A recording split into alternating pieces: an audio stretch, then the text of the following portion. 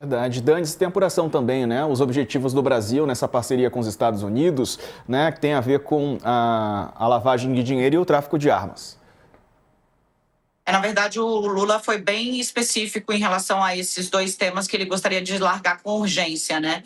Primeiro porque, por conta quando a nota do Planalto fala em citação às recentes operações da Polícia Federal, está falando da Carbono Oculto, e também um pouco sobre o esquema aí do Vorcaro. Vou explicar melhor. Primeiro, na Carbono Oculto, você tem um personagem que ganhou muita importância, Ricardo Magro. Ele é o dono da FIT, ou Refit, ou Antiga Refinaria Manguinhos. À medida que o problema vai ficando mais feio, ele vai mudando o nome da empresa. Onde é que mora o Ricardo Magro? Nos Estados Unidos. Onde estão os bens dele? Nos Estados Unidos. Uma série de fundos que ele utilizou para poder tramitar o dinheiro da Refit lá fora, dinheiro de sonegação fiscal, que bate quase 30 bilhões de reais nos Estados Unidos, mais especificamente em Delaware.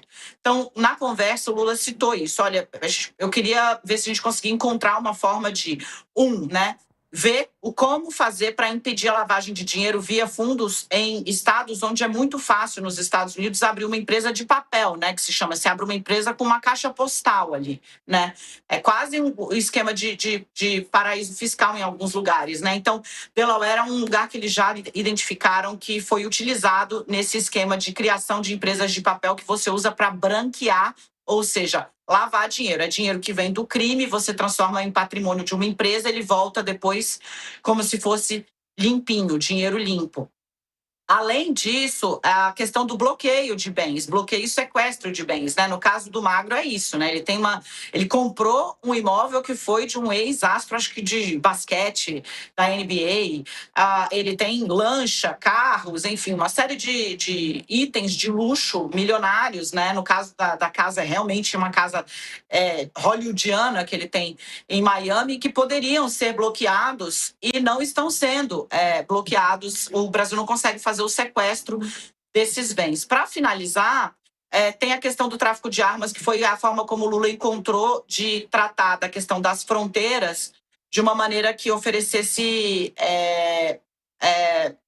fosse mais seguro, né? Como a Mariana citou, né? A questão de chamar para si a pauta em relação às fronteiras, tratando dessa forma, dizendo respeito ao tráfico de armas. Olha, o Brasil não fabrica essas armas de grosso calibre que estão vindo para cá, que são utilizadas pelo tráfico, elas passam pelas fronteiras e muitas delas vêm daí, dos Estados Unidos. Então, a gente pode atuar junto no combate ao tráfico de armas aqui também para o Brasil. Foram os dois pontos bem específicos que foram colocados, e o Trump, segundo eu apurei, como uma pessoa que participou na sala da conversa entre Trump e Lula, o Trump demonstrou bastante, digamos, ânimo em abraçar a causa.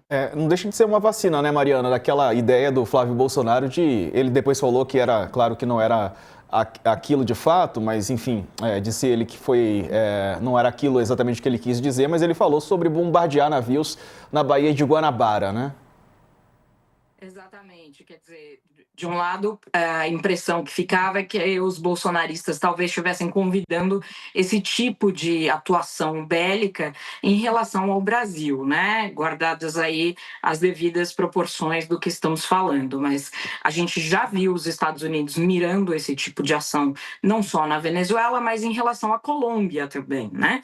Então, existe sim esse temor no Planalto, em Brasília, sem dúvida, e a ideia do governo Lula é deixar claro que tanto a sua atuação doméstica quanto a parceria com os Estados Unidos deveria ser feita no sentido de sufocar financeiramente esses grupos criminosos e as suas conexões e ramificações, conforme bem disse a Dani aí. A ideia é tornar isso mais complexo de modo a ferir essas organizações, não por meio da morte de alguns de seus integrantes, mas derrubando a sua sustentabilidade financeira, de fato, né? Então, o presidente cita tanto a questão da lavagem de dinheiro por meio dessas empresas fantasmas aí em Delaware, e isso é um artifício, um subterfúgio muito conhecido, porque Delaware é um estado que é um paraíso fiscal, mas também o uso de imóveis, né? Enfim, e de uma série de... O governo Lula tem conhecimento de uma série de criminosos com ligações com o crime organizado brasileiro que estão hoje em Miami vivendo como milionários, né? Exato.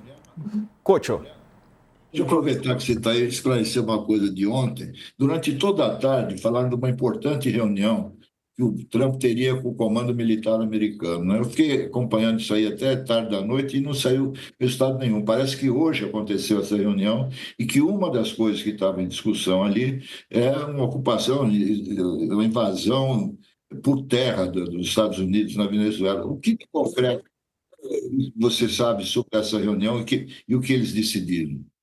Pois é, o próprio Trump citou agora há pouco, viu, Coach? Eu estava vendo aqui, eles estão ainda na reunião ministerial, né, que é acompanhada, enfim, pelo pool da Casa Branca, há imagens disso, e de fato eles estão reiterando que essa ação terrestre é iminente. Aliás, durante todo o tempo, hoje, eles defenderam essas ações, e não apenas isso, como também voltaram o próprio Trump e o seu ministro da Defesa, o seu secretário da guerra, como eles chamam aqui, que é o Pete Hegseth, defenderam não só os bombardeios a essas embarcações, como inclusive o bombardeio subsequente para matar qualquer sobrevivente do primeiro bombardeio, do afundamento dessa embarcação, né? Há agora uma polêmica muito grande, os Estados Unidos estão sendo acusados de ter cometido um potencial crime de guerra, porque sabe-se agora que naquele primeiro bombardeio, que inclusive eles mostraram as imagens mundialmente, houve uma série de sobreviventes após aquela investida militar, né? Era uma embarcação que tinha pouco mais de uma dezena de pessoas, se eu não estou enganada, que os americanos diziam ser uma embarcação operada por traficantes. Ela foi bombardeada por ordem do Pentágono e, ao final do bombardeio, viu-se que havia sobreviventes na água, no mar. E aí a decisão do Comando Militar americano foi de eliminar também os sobreviventes, o que é visto como um crime militar, porque, nesse caso, enfim, não haveria mais condição de reação desse inimigo de nenhum tipo, e o que diz a lei internacional é que eles, então, seriam prisioneiros de guerra, que deveriam ser julgados de acordo com a lei, o que não aconteceu. Portanto, o que a gente está vendo hoje, Coach, é que a expectativa de uma invasão, ou ao menos invasão é um termo incorreto, mas de uma ação militar terrestre, porque digo incorreto porque a gente não espera ver tropas americanas, tá, em solo venezuelano, mas a expectativa de uma ação terrestre na Venezuela, ela cresce minuto a minuto. E mais uma vez, o Trump é imprevisível. Ninguém é capaz de dizer o que ele fará ou não, e a decisão final é dele. Mas a indicação que o Trump tem dado é de que essa invasão, esse ataque terrestre é iminente, e a gente pode vir a ver isso a qualquer momento, Coach.